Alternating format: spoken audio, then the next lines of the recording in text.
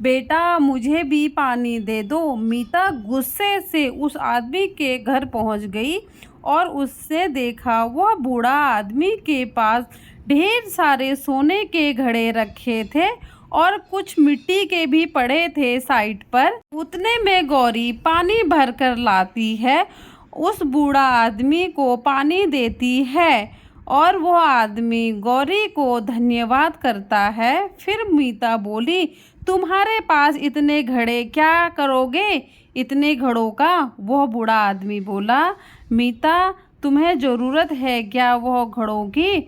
वह बोली, मैंने तो तुम्हारा काम किया नहीं, मैं तो नदी से पानी भर कर लाई नहीं, तो तुम मुझे क्यों दोगे?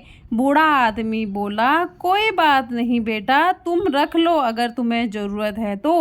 और बूढ़ा यह भी बोला, सबके अपने अपने कर्म हैं, सबको अपने कर्मों का फल मिलता है। तो मीता को यह बात समझ नहीं आई कि इस बूढ़ा आदमी ने ऐसा क्यों बोला। फिर बूढ़ा आदमी ने बोला, अगर तुम्हें घड़े चाहिए तो मैं तुम्हें देता हूँ। मीता वहाँ पर पड़े सबसे बड़े घड़े के पास गई और बोला, मुझे ये घड़ा दो। बूढ़ा बोला, ठीक है ले लो। फिर बूढ़ा आदमी गौरी को बोलता है, गौरी तुम्हें भी अगर घड़ा चाहिए तो उठा लो। गौरी बोली, नहीं नहीं नहीं, मुझे नहीं चाहिए, मेरे पास है। वह बूढ़ा आदमी बोला, बेटा मैं तुम्हें देना चाहता हूँ।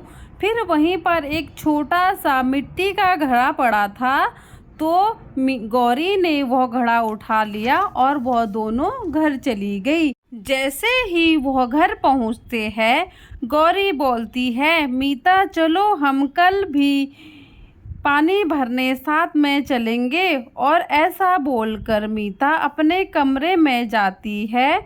मीता अपना मटके का पानी दूसरे मटके में डालने की कोशिश करती है, तो उतने में घड़े के अंदर से छोटे छोटे कीड़े निकलते हैं।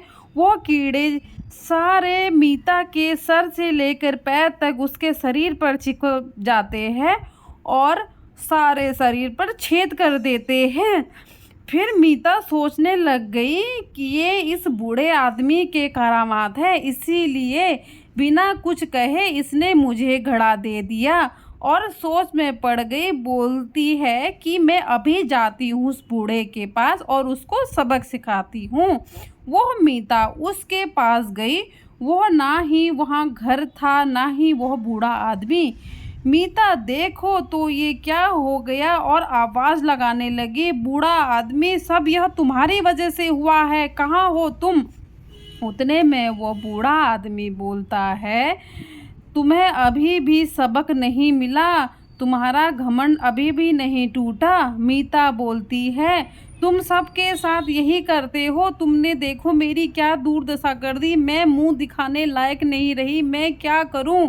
वह बूढ़ा बोला, सबको अपने कर्मों के हिसाब से फल मिलता है। और उतने में मीता घबरा के बोली, हाय राम, तुमने तो गौरी के साथ भी गलत किया है। और दौड़ती हुई गौरी के पास गई। वह बूढ़ा आदमी बोला, रुक जा मीता, एक बात सुनती जाओ, सबको अपने कर्मों के हिसाब से ही फल मिला है, इसीलिए गौरी को भी अपने कर्मों के हिसाब से ही फल मिलेगा। वह बूढ़ा बोला, गौरी के कर्मों के हिसाब से ही मैंने उसको फल दिया है। दौड़ती हुई गौरी के घर गई, देखती है कि गौरी के घर में सोने चांदी और पैसों से गौरी का घर भरा हुआ था और वो बहुत खुश थी और उसने उस बूढ़े आदमी को धन्यवाद दिया। वो मीता उस बूढ़े को आदमी को बोली, तुमने मेरे साथ बहुत गलत किया है। वह बूढ़ा फिर बोला, तुम्हारे कर्म अच्छे नहीं थे, गलत करोगी तो उससे ज़्यादा गलत होगा। तुमने सोचा तुम हर किसी को अपमान करोगी, परेशान करोगी तो तुम बच जाओगी, यह तुम्हारी गलत फहमी थी। तुम्हारे कर्मों के हिसाब से ही तुम्हें भगवान ने फल दिया है। और बूढ़ा यह कहकर वहाँ से अदृश्य हो गया। हम गलत करते हैं, गलत सोचते हैं, हमें लगता है कि हमें कोई नहीं देख रहा है। भगवान सब देखता है और उसके हिसाब से ही उसको कर्मों की सज़ा मिलती है, चाहे वो अच्छा हो या फिर बुरा। धन्यवाद दोस्तों। अगर आपको मेरी कहानी पसंद आए तो चैनल को लाइक, शेयर, सब्सक्राइब करें।